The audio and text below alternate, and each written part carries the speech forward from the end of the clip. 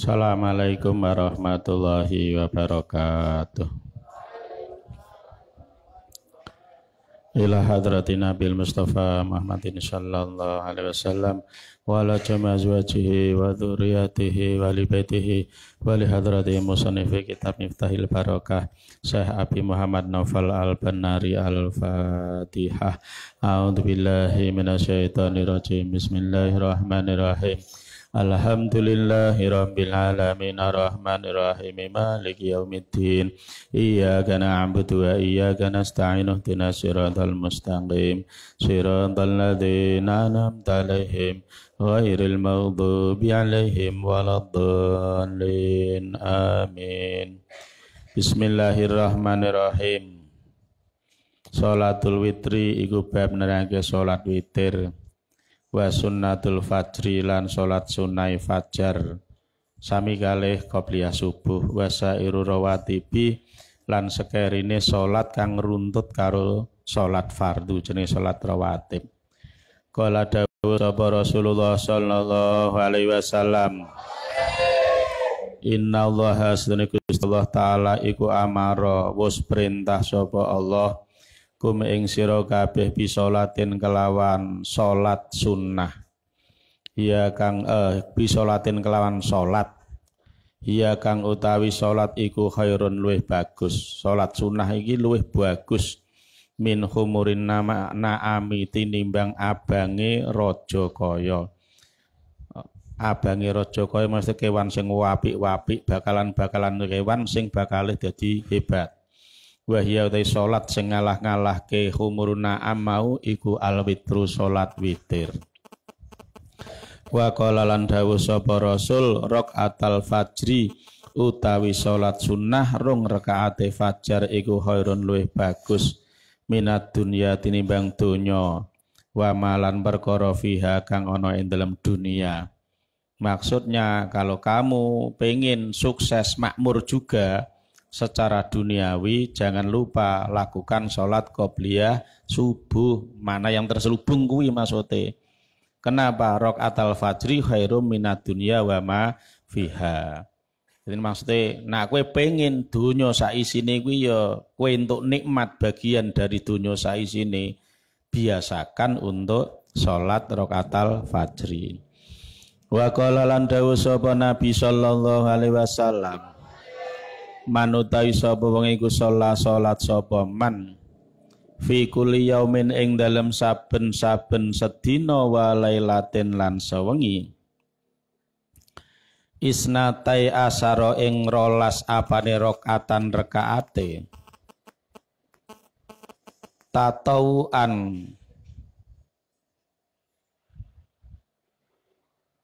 hale rupa salat sunnah. Monggo bakal mbangunake sapa Gusti Allah lahu kedue man baitan ing omah fil jannati ing dalem swarga. Kalau kamu mau salat rawatib, biasakan salat rawatib. Pemene sampeyan santri bangun kuwi aja teka mari nggon jamaah langsung deprok. Dibiasakan sadurunge salat subuh, salat sunah 2 rakaat. Mangke saderenge salat zuhur, salat sunah 4 rakaat atau dibagi 2 sebelum zuhur 2 rakaat, setelah zuhur 2 rakaat. Sebelum asar salat sunah 2 rakaat. Dan maghrib monggo mawon ba'diyah maghrib. Jadi termasuk sing muktabarah punika menawi salat maghrib punika ontene punika ba'diyah, mboten enten qobliyah. Tapi umpama sampeyan salat qobliyah nggih tetep sah ngono. Diniati wis salat mutlak. Isya nggih entene ba'diyah. Lah kok ora ana qobliyah, lah nggih wong jumlahe namung 12. Niku nak sampeyan hitung qobliyah subuh 2. Terus qobliyah zuhur 2, ba'diyah zuhur 2, berarti pun 6. Qobliyah asar 2. Terus ba'diyah maghrib 2, ba'diyah isya 2, pas 12. Lah berarti Sing sampeyan gampang ngeling-eling. Subuh karo asar niku ora ana ba'diyae. Maghrib karo isya ora ana qobliyae. Ngoten mawon niku jumlahe pas 12. Pas 12. Dene kok sampeyan ana salat sunah qobliyah maghrib, qobliyah isya, ya tetep sah. Ya tetep sah. Mung carane niku mboten termasuk sing muktabarah. Ngoten. Nak ba'diyah subuh karo ba'diyah asar malah mboten pareng. Niku bagian saking makruh tahrim. Dimut-imut, diingat-ingat. Besok kalau kalian pas saatnya Idul Fitri atau Idul Adha, biasanya kan rodok sembergep. Bahasa Indonesia ini sembergep itu apa? Ya sembergap ngono ya. Sembergep. Nah. Wah, akhirnya datangnya lebih awal. 5:30 sudah berangkat ke masjid untuk takbiran. Kamu kan sudah sholat subuh. Maka selama matahari belum terbit, tidak boleh melakukan sholat sunnah apapun. Kecuali sholat sunnah lili sabab. Misalnya sholat gerhana bar subuh ndak ono gerhana bulan. Misalnya boleh sholat gerhana. Tapi yang bukan sholat sunnah insidental, maka sebaiknya jangan dilakukan. Meskipun ada juga sebagian ulama yang menyatakan sholat tahiyatul masjid termasuk dianggap yang insidental. Nah itu. Cuma mungkin pendapat itu kurang terkenal. Yang paling bagus ya udah nggak usah lakukan sholat sunnah apapun. Ya nunggu aja kalau nanti matahari sudah terbit baru kamu boleh sholat suruk. Ya, nanti wah iki takbirannya jek suwe. Nah, kamu mungkin mau sholat duha ya monggo. Cuma kurang afdol mergo ana sholat sing sunnah tekone namung setahun ping pindho niku sholat Idul Fitri. Aku sing dipentingke. Nah niku sing pentingke. Tapi mau sholat duha apa entuk yo entuk. Wae entuk napa. Asar juga gitu. Kowe nak bar sholat asar aja sholat sunnah sampai matahari terbenam. Kecuali kalau ada sholat sunnah lidhi sabab, misalnya asar malah ada gerhana matahari. Maka setelah sholat asar boleh sholat gerhana. Atau yang bukan sholat sunnah, tapi sholat fardu. Misalnya kamu sholat qadha kan fardu boleh. Bar sholat subuh, bar sholat asar melakukan sholat qadha boleh. Wong qadha itu fardu. Yang enggak boleh itu kalau yang sunnah. Atau meskipun fardu kifayah, misalnya habis sholat asar terus sholat mayit, boleh. Jadi enggak usah bingung kalau wah ini ono mayit, sholat asar dulu apa sholat mayit dulu sama saja kok. Sholat asar dulu baru sholat mayit juga boleh. Sholat mayit dulu baru sholat asar juga boleh. Karena sholat mayit itu fardu kifayah. Maka tidak termasuk yang dimakruh tahrimkan untuk dilakukan setelah sholat asar. Habis sholat asar, sholat mayit nggak masalah, nggak apa-apa. Tidak ada kemekruhan sama sekali. Bismillahirrahmanirrahim. Ada 12 rakaat. Bana mongko bangunake sapa Gusti Allah lahu kedue man baitan ing omah fil jannati ing dalem swarga. Barang siapa melakukan sholat rawatib 12 rakaat ini yang terbagi dalam beberapa urutan, maka dijamin masuk surga. Enggak perlu gendong bom bunuh diri. Ya, enggak perlu ngerusak negara, enggak perlu menghancurkan fasilitas umum. Hanya karena ngejar masuk surga. Wong ringan-ringan aja kalau cuma mau masuk surga kok. Kamu sholat, kemudian melakukan sholat rawatib. Itu sudah ada jaminan dibangunkan rumah di dalam surga. Enggak hanya masuk surga, dibangunkan rumah di dalam surga. Apa itu 12 rakaat? Rakaat ini ya sholat sunnah rong rakaat, qoblal fajri, ing dalam sadurunge fajar. Atau nama lainnya adalah rokaatal fajri. Karena fajar dengan subuh itu sama. Sekali lagi saya ulang-ulang. Subuh dengan fajar itu sholat yang sama. Kalau dilakukan di awal waktu namanya sholat fajar. Kalau dilakukan agak belakangan, akhir waktu itu sholat subuh. Sholat yang sama cuma namanya beda gitu aja. Ya, cuma karena kita orang Indonesia nggak terbiasa menyebut sholat fajar. Kebiasaannya menyebut sholat subuh. Sama seperti saya terangkan kemarin. Zuhur itu kalau dilakukan di awal waktu namanya sholat hajirah. Tapi kan nggak begitu dikenal di Indonesia. Kalau di awal waktu masih panas namanya sholat hajirah. Tapi kalau agak belakang namanya sholat zuhur. Nah gitu. Itu yang pertama adalah 2 rakaat sebelum sholat subuh. Wa arba'an lan 4 rakaat qabla zuhri ing dalem sadurunge zuhur. Wa rakaataini lan 2 rakaat ba'daha ing dalem sawise zuhur. Wa rakaataini lan 2 rakaat ba'dal maghrib ing dalem sawise maghrib. Wa rakaataini lan 2 rakaat ba'dal isya'i ing dalem sawise isya'. Berarti ini yang asar kosong blong tanpa ada qobliyah. Tanpa ada qobliyah. Yang zuhurnya qobliyahnya diambil 4, ba'diyahnya 2. Akhirnya asarnya enggak ada sholat sunnah qobliyah. Nah itu. Wa qala barok ataini lan 2 rakaat ba'dal maghribin dalam sawuse maghrib. Wa rakaataini lan 2 rakaat ba'dal isya'i dalam sawuse isya. Ba'diyah maghrib, ba'diyah isya. Nah gitu. Baqala lan dawuh sapa Nabi alaihi ngatasi Nabi as-shalatu tai tambahi rahmat wassalamu lan salam. Manutawi sapa wonge iku hafadho ngreksa sapa man ala arba'in ing atase 4 rakaat qabla zuhri ing dalem sadurunge salat zuhur. Pemeneh nak zuhur dibiasakan untuk qobliyah 4 rakaat.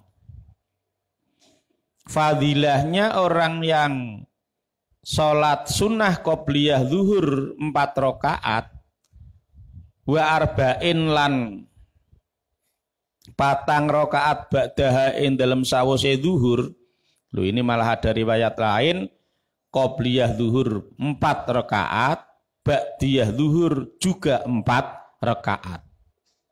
Harrama mongko ngaromake hu ing man sapa Allah Gusti Allah alan nari ing atase mlebu neraka.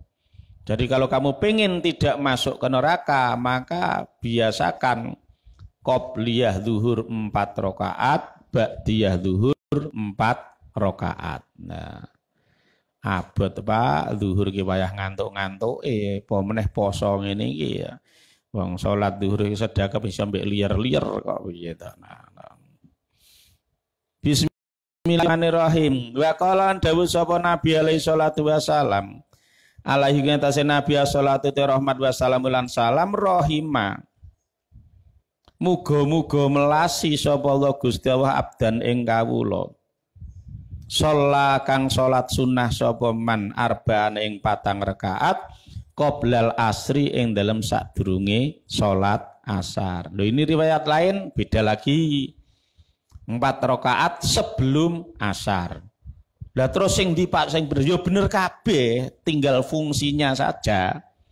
Kalau kamu pengen tidak dimasukkan neraka, ya biasakan aja qobliyah 4 rakaat sebelum zuhur, ba'diyah 4 rakaat setelah zuhur. Tapi kalau keseluruhan tadi 12 ada jaminan masuk surga. Ya semua benar semua. Berikutnya rahimah muga-muga melasi sapa Gusti abdan ing kawula sholat kang salat sapa man arba'an ing 4 rakaat qoblal asri. Bahkan ada riwayat yang lain. Qobliyah asar itu bukan kosong, malah ada 4. Karena aku pengen ganjarannya akeh, fadile akeh ya dikompliti to. Qobliyah asar 4 rakaat, qobliyah zuhur 4 rakaat, ba'diyah zuhur 4 rakaat. Jumlahnya lebih dari 12 yang enggak apa-apa daripada kurang. Lebih baik lebih. Wong kowe nek dikeki duit punjul ya luwih seneng kok ya. Gak seneng. Iya. Mung kula jenengan iki duwe wateke rada ora apik. Nah untuk ketitipan kok punjul meneng wae. Nak kurang ngamuk. Nah ngono. Karyawan bayarane 600.000 seminggu. Punjulan 50.000 kira-kira juragan turah 50.000 ngono ora kira-kira.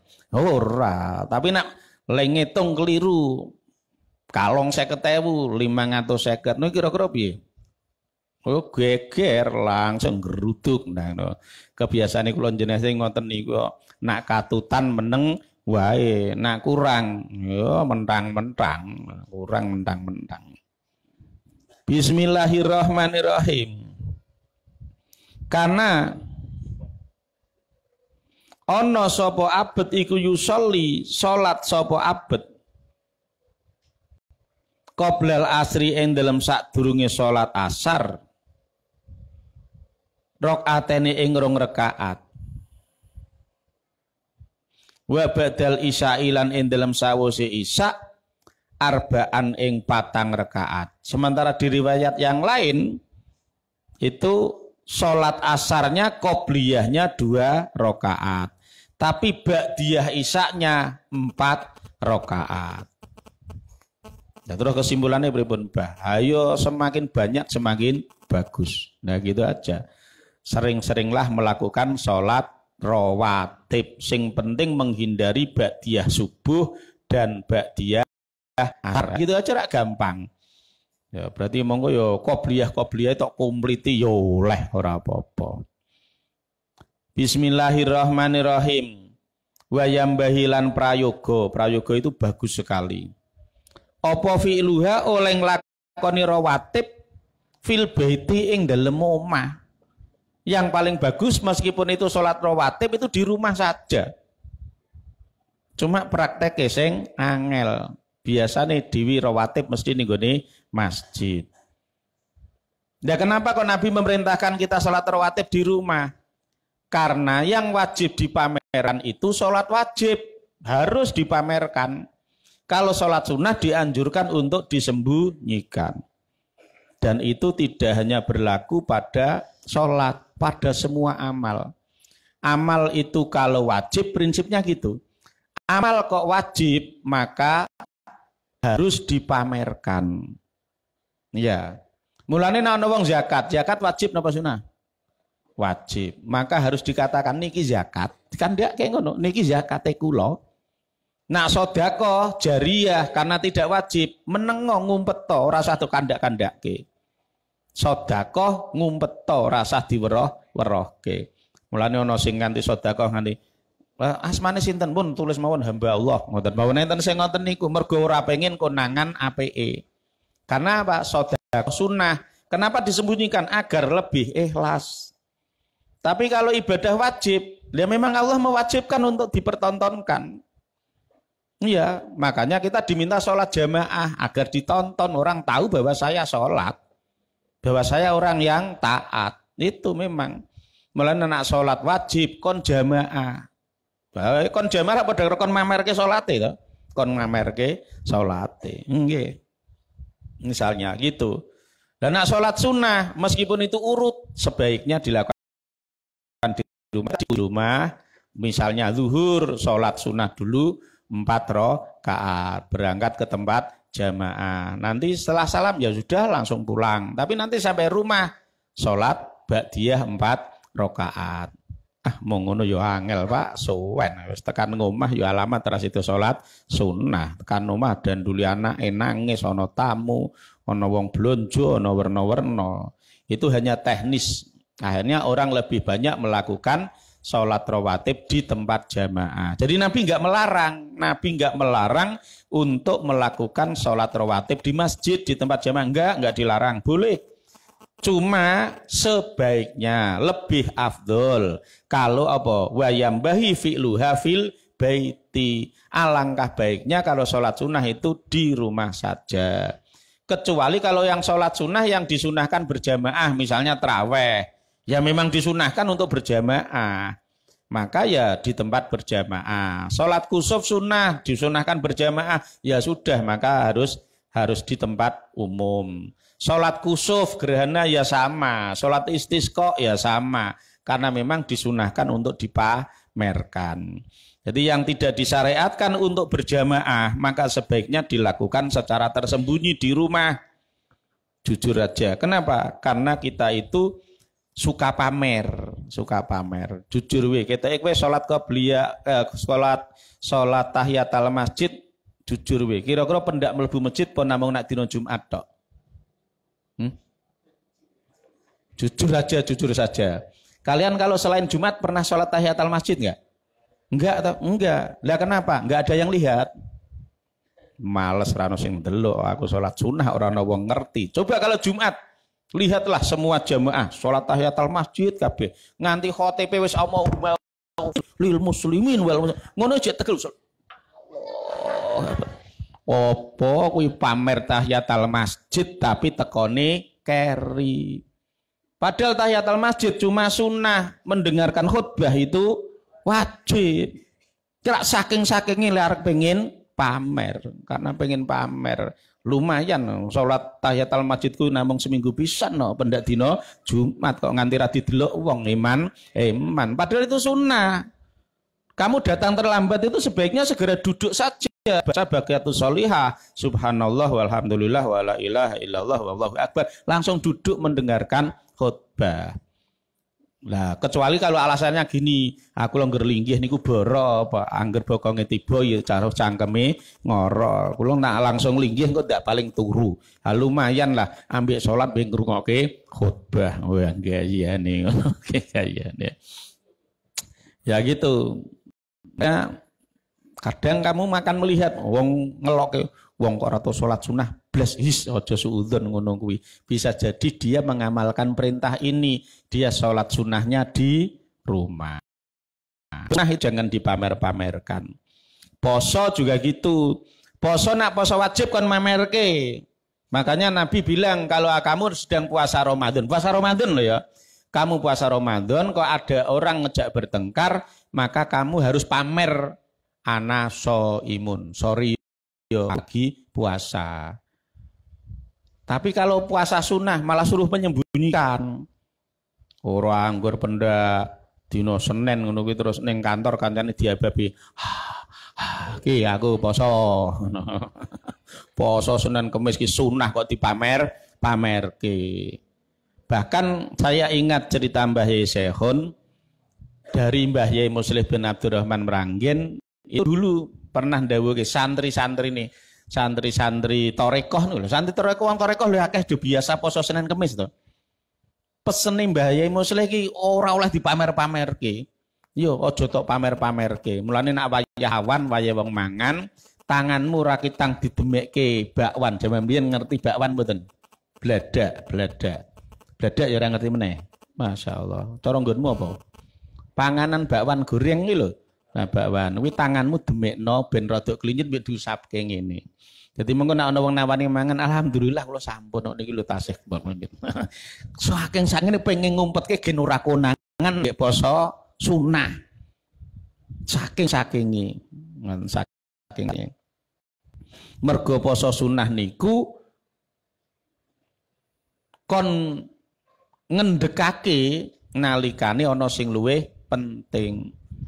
Mulane mbiyen dulu pernah sahabat Abu Bakar itu kedatangan tamu. Abu Bakar itu rajin puasa sunnah. Karena posisinya pas puasa sunnah ada tamu. Tamune ditawari terus. Monggo silakan makan. Tamune yo mau njipuk. Lah ngokon kok wit mau ora nyontoni dhewe. Lah sahibul baitnya aja enggak makan, maka saya suruh makan. Sampai disediakan untuk makan siang, suruh makan. Tamu nih udah denger-denger, demoh mangan. Ya tuan rumahnya mana? Lagi puasa. Dilokke Abu Bakar, dilokke kalau sahabat.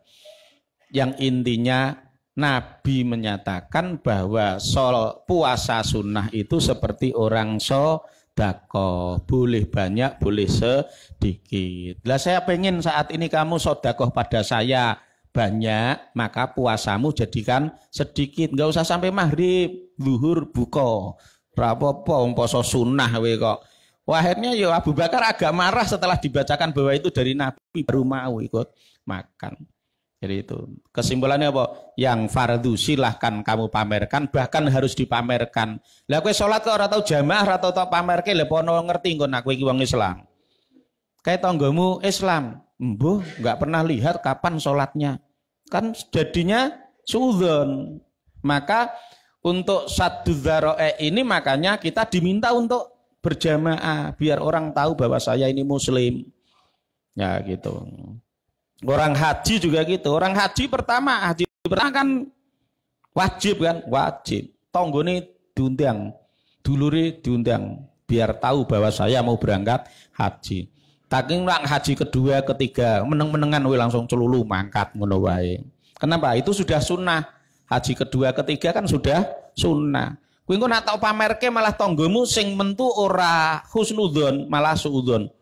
Pamer koja kaji tanggane melarat ora tau dibantu, masjid bangun ora dadi ora tau nyumbang, malah diguruneki wong akeh kowe. Koja kaji wedite ora ngenah. Engko mulih sangka haji kedua diparabani kaji betik. Kaji bedhitile ora sithik. Buat detail ora sithik kaji betik. Nah, ya karena haji kedua, ketiga, keempat, kelima itu sudah sunnah. Jadi ketika kamu sudah bisa haji 2, 3, 5 kali, enggak usah kamu sombongkan, enggak usah kamu sebut-sebutkan. Kok haji wis ping 7 lho. Kuwi malah diencri wong.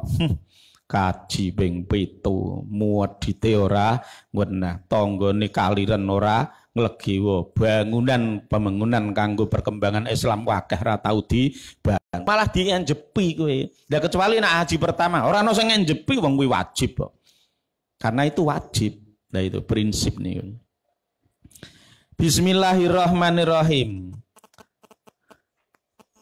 Wa yambahi apa filuha fil baiti wa qalan dawu sapa nabi man utai sapa wong iku autara salat witir sapa man fi baitihi ing dalem omahe man burika mongko den barokai sapa lahu kedue man fi ahlihi ing dalem keluargane man. Ini maksudnya adalah di luar Ramadan. Di luar Ramadan kok dia membiasakan sholat witir di rumahnya, maka akan lumintu ning anak putu. Dia dibarokai. Fi ahli dalam keluargane man, sa anak-anak ya do apik kabeh. Wa malihi lan bondone man, misalnya dia orang kaya, kekayaannya juga akan turun kepada anak cucunya. Wa fi tijarati lan dalam perdagangan man, seandainya dia berdagang maka akan laris manis. Maka biasakan kamu yang menjadi pedagang-pedagang ya, atau mungkin jadi petani-petani atau jadi peternak-peternak, jadi pengusaha-pengusaha, jangan lupa untuk tertib melakukan sholat witir di luar Ramadan. Kalau di Ramadan kan kita lakukan di masjid.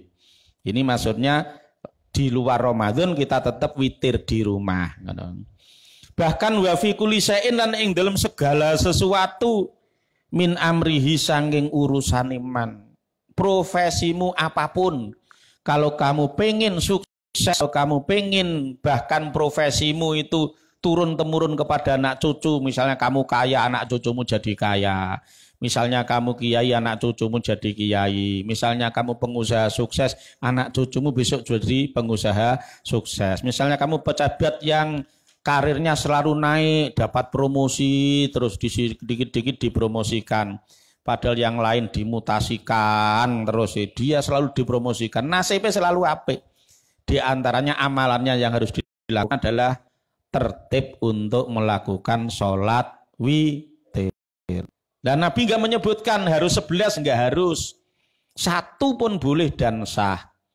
Cuma dalam babakan apa itu dunia pahala ada konsep as-sawab biqadrit ta'ab. Pahala itu sesuai dengan kesulitannya. Semakin berat, semakin sulit, berarti efek pahalanya akan jauh lebih baik. Kira-kira sholat witir 1 rakaat dengan 3, bagusan yang mana? Ya bagus yang 3 karena lebih berat. 3 dengan 5 bagusan mana? Ya mesti bagusan yang 5. 5 dengan yang 7 ya bagus yang 7. 7 dengan 9 ya bagus yang 9. 9 dengan 11 ya mesti lebih bagus yang 11 karena as-sawab biqadrit ta'ab. As-sawabu te ganjaran iku biqadri ta'abi sesuai karo kangelane. Lah iya toh. Lah nah, kalau kira-kira misalnya kamu punya karyawan kerja jam 3:30 sudah pulang. Dengan karyawan yang pulangnya jam 4, dengan yang pulangnya jam 5, kira-kira kamu ngasih bayarannya sama enggak? Ya enggak mungkin sama, para iman-iman. Yang pulangnya jam 5, pasti akan kamu bayar lebih. Itu sudah otomatis. Orang yang berdagang buka sebentar dengan yang buka lama, kira-kira keuntungannya lebih banyak mana? Ya yang lebih lama. Ya prinsip seperti itu. Nah, kira-kira kamu mandi, masuk air terus keluar. Kira-kira dengan yang lama dikosoi, disabuni, ditelateni, lebih bersih mana? Yang lebih lama. Prinsipnya gitu. As-sawabi qadri ta'ab.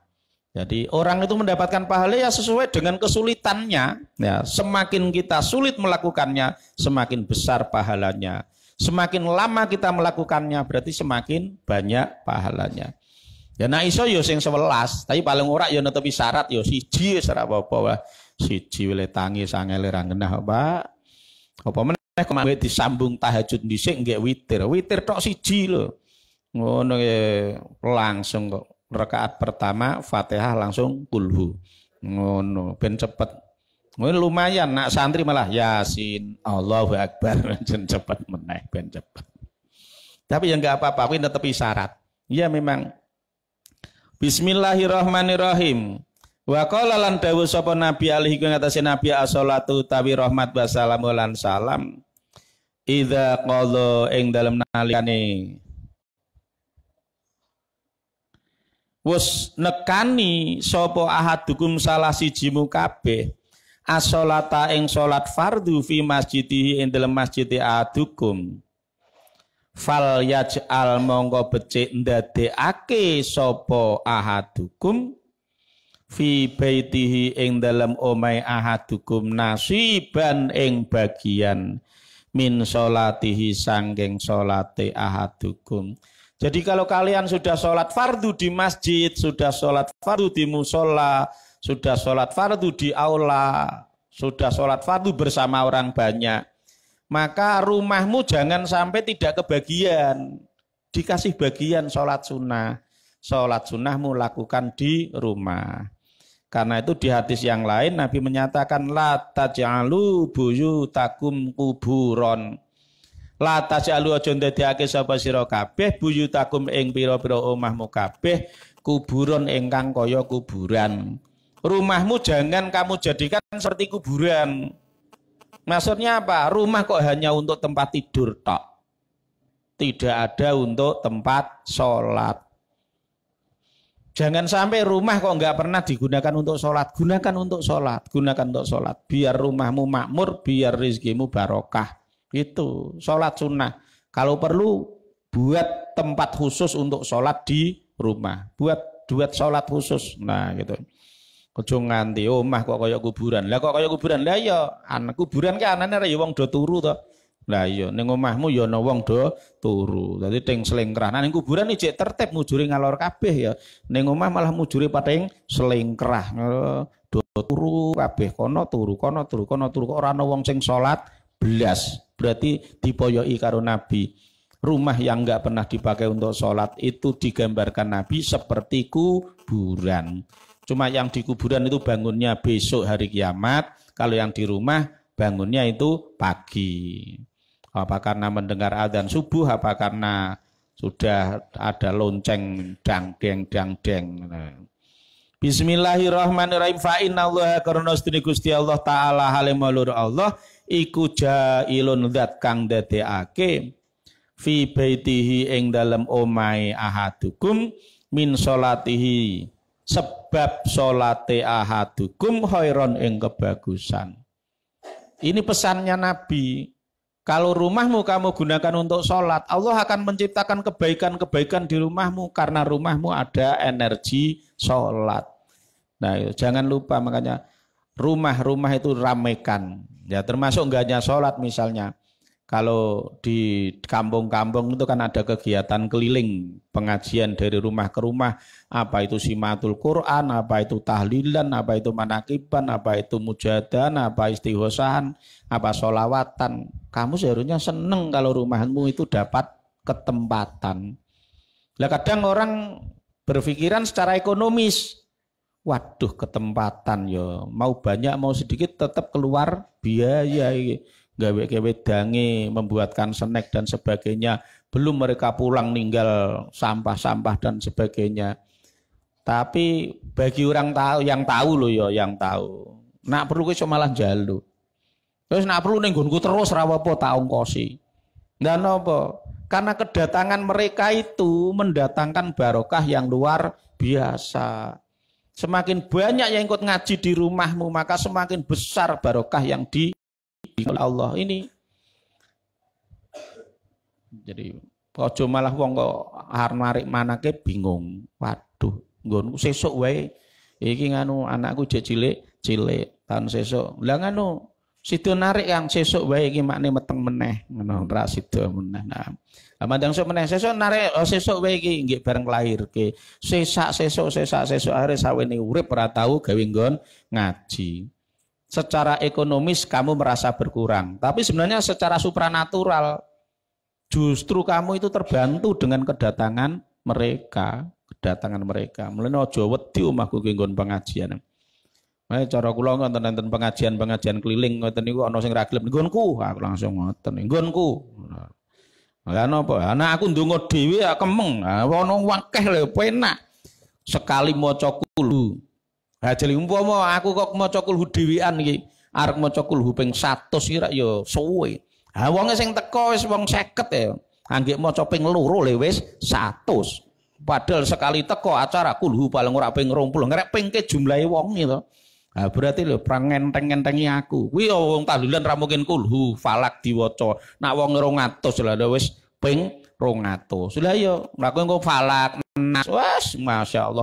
Kuwi mau aku maca dhewe seminggu ora rampung. Iya toh?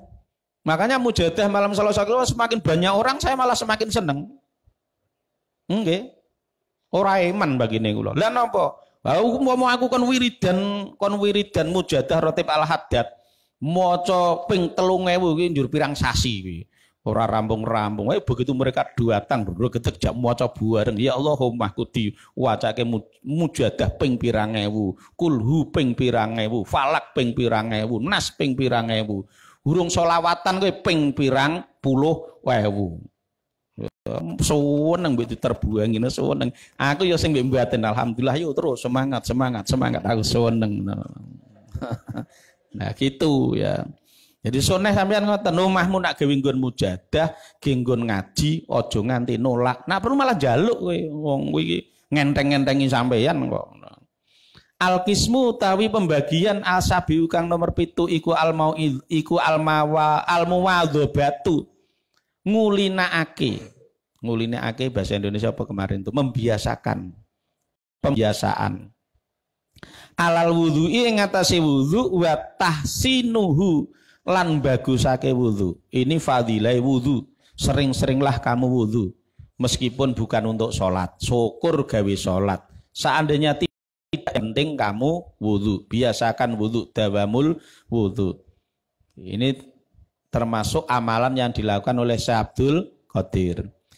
Kala dawuh sapa Nabi sallallahu alaihi wasallam la yuhafidhu ora ngreksa alal wudhu ing ngatasé dawamul wudhu sapa illa mukminun kejaba wong mukmin. Ora ana wong sregep wudhu kejaba wong mukmin. Ha sampeyan wong muslim paling ora ya ping 5, paling sithik ping 5. Tapi nak wong mukmin yuhafidhu dawam terus menerus ngentut wudhu, bar pipis cewek wudhu, bar ngising cewek wudhu, bar adus wudhu. Kira-kira mengko kok wis batal meneh wis bar turu wudhu dan wudhu barokah luar biasa. Wa qala lan ngucap sapa Ibnu Salam ini Imam Ibnu Salam wajatu nemu sapa ingsun fi ba'dhima ing dalam sebagiane perkara anjala kang nurunake sapa Allah Gusti Allah ing ma anahu ing setuhune kelakuan iku manutawi sapa wong iku tawaddoa wudhu sapa man. Ibnu Salam niki Abdullah bin Salam. Abdullah bin Salam ini berarti dia mantan Yahudi, mantan pendeta Yahudi. Ning Madinah dulu ada pendeta Yahudi namanya Abdullah bin Salam. Itu terkenal pembuat Taurat, penulis kitab Taurat, juga haber atau orang alim. Nah, itu sudah melihat tanda-tanda kenabian Nabi Muhammad dari segi fisik, dari segi cerita, dari segi karakter, terus saja. Itu sudah dicek semua oleh Abdullah bin Salam. Kecuali dia nunggu satu. Karena dalam catatan ramalan orang-orang Yahudi itu bahwa nabi yang terakhir itu nanti akan diusir oleh kaumnya sendiri. pada umur di atas 50 tahun. Ternyata dicek podo persis. Nabi Muhammad itu hijrah ke Madinah, umurnya Nabi sekitar 53 tahun. Persis. Terus betul diusir dari kaumnya, bahkan mau dibunuh.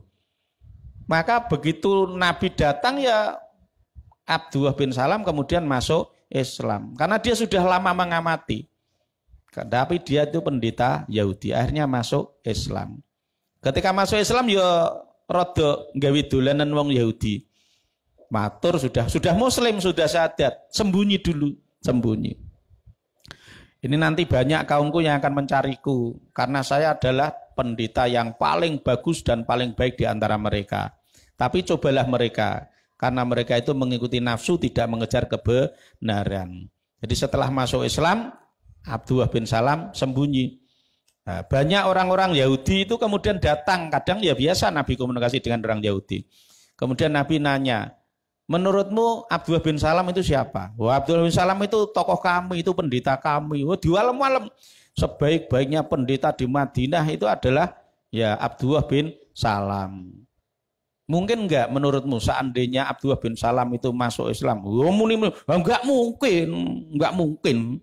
Caranya enggak mungkin. Ya, tapi akhirnya setelah dia bilang seperti itu, Abdullah bin Salam baru keluar. Ya, saya sudah masuk Islam. Wih ngomongnya terus maleh. Oh, Abdullah bin Salam ki welek-welek wong. Abdullah bin Salam itu pendeta paling jelek. Sak goblok-gobloknya pendeta ya Abdullah bin Salam terus cacat sambil pada ngeluyur pergi. Abdullah bin Salam cuma senyum, loh, dari kawal kan saya sudah bilang, mereka itu pemuja nafsu bukan pencari kebenaran. Padahal mau dialem-alem, dan ngerti mlebu Islam, diunek-unekke. Mereka tidak mencari kebenaran. Nah ini, berarti ini ma'anjalallahu ini mungkin di Taurat ngambilnya. Dawuh ini ada di Taurat. Wa qala sapa Ibnu Salam, Abdullah bin Salam, wajatu wis nemu sapa ingsun fi badimain dalam sebagiane wahyu anjalakan nurunake sapa Gusti Allah. Mungkin ini ngambil dari Taurat beliau. Annahu setuhne kelakon iku manutai sapa wonge iku tawadhu awudhu sapa man likuli hadasin krana saben hadas. Loh, apakah orang Yahudi wudu? Nabi Musa dan orang Yahudi itu juga wudu, membasuh muka, membasuh tangan, membasuh kaki. Cuma kalau mereka tidak ada mengusap kepala, tapi ada membasuh muka, membasuh tangan, membasuh kaki. Mungkin membasuh sebagian kepalanya sudah dihitung dengan wajah, udah langsung. Nah, gitu. Ya, itu. Sampai sekarang juga orang Yahudi juga wudu. Nah, itu. Likuli hadasin kedua saben hadas. Kalau ada orang mau selalu wudu setiap dia hadas, habis kentut, habis bira, habis kencing, habis apa, pegang-pegang kemaluannya, dia itu kemudian terus wudu. Lam yakun halih ora ana sapa man iku dahilan wong kang menyetubuhi jima. Dahilan mlebu mesti sing mlebu ku ya niku mundur. Sip. Lan ora nyambut gawe sapa man malan ing bondo kerja bighairi hakin kelawan tanpa hak ruzika mongko bakal diparingi rizki sapa man tawaddoa minat dunya biasa. Ya dari itu langsung saya laksanakan meskipun enggak sempurna, kalau saya enggak sempurna. Ya tapi dibiasakan. Ya habis kentut segera wudu, nanti habis pirak segera wudu, cewek wudu, habis kencing cewek wudu, mandi juga gitu. Ya atau hanya ambil sesuatu di kamar mandi ya tetap wudu. Tadi biasa wudu. Cuma kalau saya nyatakan nggak sempurna karena kadang ada santri yang ngajak salaman kan karo fikihnya Imam Syafi'i kan berarti batal atau wudu saya. Ya kalau itu saya tidak wudu lagi kecuali kalau untuk sholat. Artinya tidak sempurna. Cuma berusaha maksimal dari dulu saya. Dari masih MTS kelas 2 sampai sekarang insya Allah masih dawam. Nah itu barokahnya luar biasa. Bahkan itu penggambarannya gini.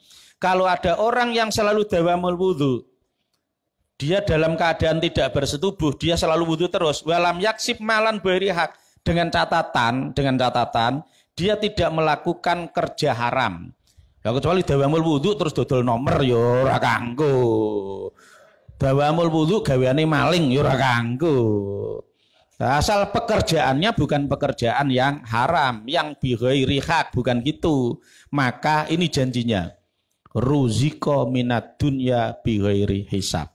Kesimpulannya, kalau kamu pengen secara ekonomi lancar, usahamu bagus, biasakan juga untuk selalu dawamul wudu. Biasakan untuk wudu dan wudu. Nah gitu, biasakan dawamul wudu. Barokahnya luar biasa. Mbah Yai Ridwan almarhum yang sering menceritakan. Cuma kalau dulu ya disebut namanya. Tapi kalau di sini saya nggak boleh nyebut nama karena sekarang modelnya di syuting kan kono gawe barang bukti ngewohke ya. Ya jadi dulu Mbah Yai Ridwan sering itu menceritakan. Coba itu lihat di pasar. Ada orang yang tokonya besar, jual kitabnya banyak. Tapi kalau adol kitab wani ngidak-ngidak kitabe. Bahkan ketika dia itu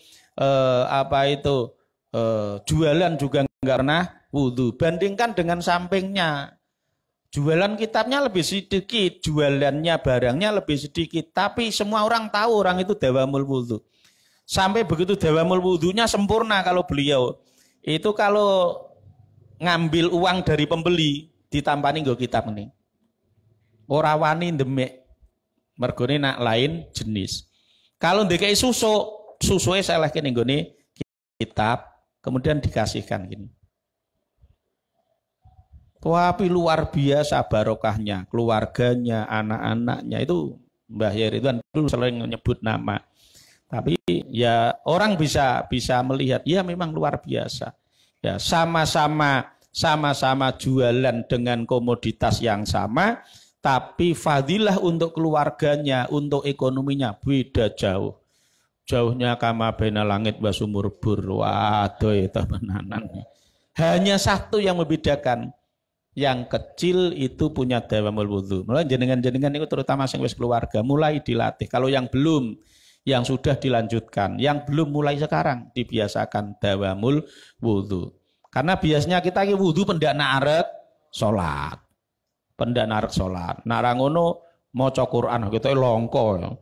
Pemaca Quran ya gelem nak bar salat kok. Kan ora tau to kita nglegake wudu mergo arep maca Quran. Nah itu.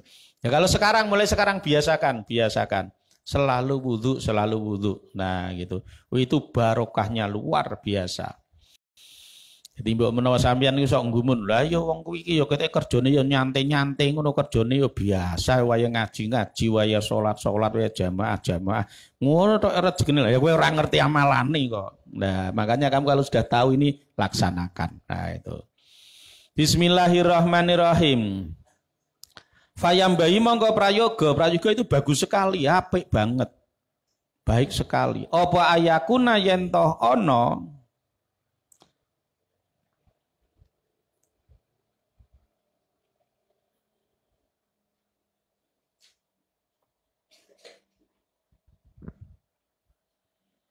apa maruhu? Apa? Double mim. Oh naharuhu.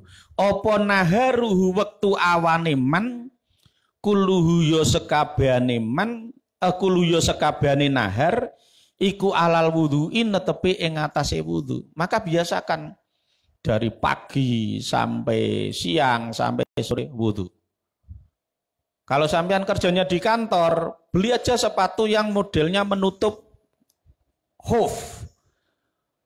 Kalau jenengan kerja di kantor sering kentut wudu kan sikile komoh, padahal kita bawa sepatu, bawa kaos kaki. Ya nanti akhirnya yo sikile iso medhok ngono carane ya. Ya gimana? Bawa aja beli sepatu yang nutup mata kaki. Ya, kalau pakai sepatu PDL atau kalau anak sekolah ya pakai sepatu yang nutup di kepala mata kaki kan ada tuh. Nah itu fungsinya apa? Nanti kalau kamu kentut, wudu yang dibasuh muka, tangan, tengah, kepala, kaki nggak usah dibasuh, cukup tangan dibasahi, usapkan di sepatunya. Ora usah kabeh ndure tok diusap sithik, wis cukup. Sah itu sudah memang boleh karena bagi orang yang tidak musafir berhak untuk masul khufi berapa? sehari semalam. Tapi kalau kamu musafir boleh 3 hari berturut-turut masul hufi, boleh. Ya, karena bagi kita yang pengen dawamul wudhu kok terhalang oleh kegiatan ngantor, ngajar atau kerja di kantoran yang harus bawa sepatu, ya jangan sepatu yang di bawah mata kaki, pakai aja sepatu yang menutup mata kaki. Jadi nanti saat batal wudhunya ya cukup aja basuh muka, basuh tangan, basuh usap kepala, basuh usap telinga. Kemudian untuk kaki nggak usah dibasuh. Cukup tangan basahi dikit, usapkan di atas sepatunya. Sudah beres. Nah, sudah beres. Jadi ada teknik untuk tetap bisa dawamul wudhu. Lah kalau malam wayana mulan turu sapa man lailahu ing dalem bengine man alal wudhu'i ing atase netepi wudhu. Kalau mau tidur jangan lupa, malam juga wudhu, mau tidur ya wudhu. Mau tidur juga wudhu. Dan nanti tidur kan batal. Lah iya, tapi maksudnya sebelum tidur toh. Sebelum tidur kamu wudhu. Apa fungsinya? Ya ini jane rahasia, nah mboten jenengan mboten kula sanjang ya aja kandha-kandhake wong iki. Letak rahasianya orang yang mati dalam keadaan suci, dalam arti dia tidak berhadas, maka di alam arwah sana dia sudah diizinkan untuk bersujud kepada Allah. Tapi kalau orang mati dalam keadaan hadas, nunggu sampai kiamat baru boleh sujud kepada Allah. Itu penjelasan di sarah-sarahnya seperti itu. Jadi misalnya kalau sampean kok posisi ini wis ngentut, ya ndang wudu meneh, engko lagi marek mapan turu. Lah tidurmu dalam keadaan masih membawa wudu, itu ke alam rohani sampean masih bawa wudu. Kok misalnya tidur sampean bablas mati, maka ruhmu dalam bahaya sudah boleh sujud. Padahal itu tidak ada kenikmatan ibadah yang melebihi nikmatnya sujud. Melebihi nikmatnya sujud, ya gitu. Jadi kalau kamu sampai mati dalam keadaan hadas, ya wis, kamu bisa tidur, bisa jalan-jalan, bisa kemana-mana. Rohaniyahmu bisa duduk, bisa jongkok, tapi nggak pernah bisa sujud. Kapan? Ya sampai kiamat. Sampai kiamat. Berat makanya, berat. Jadi dibiasakan itu untuk dawamul wudhu, untuk dawamul wudhu. Fa innahu krana setuhune kelakuan iku idza fa'ala ing dalem nalikane wal hafadzatu lan cinta sapa malaikat hafadzah. 160 malaikat hafadzah yang menjagamu seweneng dan akan menjagamu dari hal-hal yang membahayakanmu. Wah iki fadilai wong dawamul wudhu kuwi dicintai Gusti Allah dan dijaga oleh malaikat hafadzah. Bahasa kita itu kalau bahasa mudahnya orang yang dicintai malaikat hafadzah itu duwe ilmu bejo. Nah, paling menak rak wong bejo to ya. Nggih, wong pinter kalah karo wong bejo. Mergo sing kono gawe sponsor orang pintar minum ini. Terus sing kene wong bejo. Nah, itu wong bejo. Orang pintar kalah dengan bejo. Bejo ngombene iki. Nah, ngoten niku bejo. Wong bejo. Wong bejo ki ya mungkin ibaratnya kayak Gus Dur tengok-tengok nemu getok kono sing ribut pengen dadi presiden, ngerti-ngerti sing dipilih kon dadi presiden Gus Dur. Gus Dur lemune ya wong liya ki golek jabatan kuwi do modal miliaran, ratusan miliar. Gus Dur dadi presiden cuma modal dengkul. Ngono lho dhek lembe guyu ngekek-ngekek. Itu saja dengkulnya Amin Rais. Mergone sing semangat pengen membentuk poros tengah waktu itu kan Pak Amin Rais. Kemudian ternyata kalau beliau yang maju sendiri dipertimbangkan nggak mumpuni untuk ngatasi masalah. Kalau Megawati yang maju juga nggak mumpuni untuk ngatasi masalah. Saat ini yang paling pas untuk bisa diterima semua kalangan ya Gus Dur kuwi. Jadi mulanya digambarkan Gus Dur itu mencapai kedudukan modal dengkul. Itu saja dengkulnya Amin Rais. Beliau loh yang bilang seperti saya baca di bukunya itu guyonan Gus Dur mengeling ngoten niku. Ya. Niku luar biasa. Niku jenenge ngono kuwi jenenge wong menang wong bejo ya ngono kuwi. Wong bejo, wong bejo. Ya, jenenge wong bejo ki ya bejo, ya bejo. Kono sing kangelan aku sing nemu hasile. Lah ya ngono to. Kono sing ngurmati, kono sing nguliyahke, kono sing ngongkosi mondo. Jebule ra sida dipek bojo. Sing ora ngurmati malah sing ngepek bojo. Wis menang bejo, menang bejo, ya menang bejo. Nah itu disenengi Allah karo disenengi karo malaikat hafadzah. Berikutnya wa yakunu lan ono sapa man sing dawamul wudu mau iku fi amanillahi ing dalem keamanane Allah. Wong sampeyan itu diamankan oleh satpam aja seneng kok, diamankan oleh polisi aja seneng, dijaga keamanannya kok sing jamin sinten? Gusti Allah. Luar biasa nih. Aman. Aku pengen aman-aman ya, aman. Ngono kuwi ono sing wiridan ngono kuwi aman. Tapi jebule nak sampean pengen aman, wudu dawamul wudu. Kala dawuh sapa Nabi sallallahu alaihi wasallam. Manutawi sapa wong iku bata nginep alias bermalam sapa man ala tuhrin ing atase kahanan suci berarti wis wudu. Kalau habis hubungan suami istri, ojo nganti langsung tidur, harus mandi. Ini peringatan ini. Man bata ala tuhrin bata mongko sawengi-wengi utawa nginep ma'ahuin dalam sartane man sapa malakun malaikat. Yahfadzu kang jaga ngreksa sapa malakhu ing man min kulli afatin saking segala mara bahaya. Nggih kathah niku. Termasuk nak mboten kelintu wonten ing kene Palestina. Sayang kalau kok sayang lupa dengan namanya, tapi itu terkenal sekali cerita. Ada seorang syekh yang ikut memimpin perang. Iya, syekh yang ikut memimpin perang. Niku setiap bisa ditangkap itu bisa pulang lagi. Jadi leboke penjara ngosok mulai. Dilebokake penjara model piye we sesuk iso mulih meneh. Wahnya tentara Israel ini bingung. Iki harus diapakan? Bahkan pernah ini sampai dilindas dengan tank, tubuhnya masih utuh, ora mati. Mbok menawa kowe iki disetrum listrik, ya ora mati. Sampai dibakar, orang enggak mati. Oh, ampuhnya bukan main, saktinya bukan main. Iya.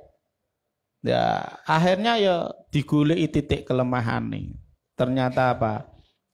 Beliau itu punya amalan dawamul wudu atau dawamut toharoh suci. Akhirnya diincim, wis ben, saya kira mulai ketemu bojone, dintik. Berhubungan suami istri belum sempat mandi, tembak berondong, mati. Kenapa? Dia dalam keadaan junub. Urung adus. Padahal mau nih apa meneh kok ditembak dilindes tank niku masih hidup. Ini luar biasa. Niku ternyata titik lemahnya karena dia itu dawamul wudu, konangan jebule. Oh, dawamul wudu. Apa meneh dawamut toharoh. Ya, jebule dalam posisi habis berhubungan suami istri belum sempat mandi langsung ditembak berondong di rumahnya mati. Itu terkenal sekali cerita tentang itu. Tentang salah satu ulama di Palestina sana. Niku wong sing ngamalke dawamul wudu. Adoh saka musibah lah intine ngoten niku. Bismillahirrahmanirrahim. Idza asobat ing dalem nalikane meknani ka ing sira wa qalan dawuh sapa nabi. Idza asobat ing dalem nalikane meknani ka ing sira apa musibatun musibah. Mbah kamu kemalingan, mbah kamu kena penyakit, apakah kena musibah apapun. Wa anta halih utawi sira iku ala ghairi wudu ing ngatasé ora wudu. Nak kowe sering kena musibah, mbah tiba, mbah kecelakaan, mbah barang ilang, ngoten niku. Wa anta halih sira iku ala ghairi wudu ing ngatasé liyane wudu. Maksude kowe ora duwe amalan dawamul wudu. Maka kesimpulannya oleh Nabi fala talumanna monggo aja maidu temen sapa sira ilan nafsaka kejaba ing awak dhewe ira. Kalau kamu sering kena musibah, jangan-jangan kamu lupa dawamul wudumu kendu. Utawa mungkin kowe blas ora dawamul wudu. Ya Kang ya, mbok menawa kowe entuk musibah ya dikoreksi. Oh iya, aku jebule ora dawamul wudu. Kesimpulannya, kalau kamu pengen tidak banyak kena musibah, maka lakukanlah amalan dawamul wudu. Wallahu alam bisawab wal khata. Allahumma nafa'na.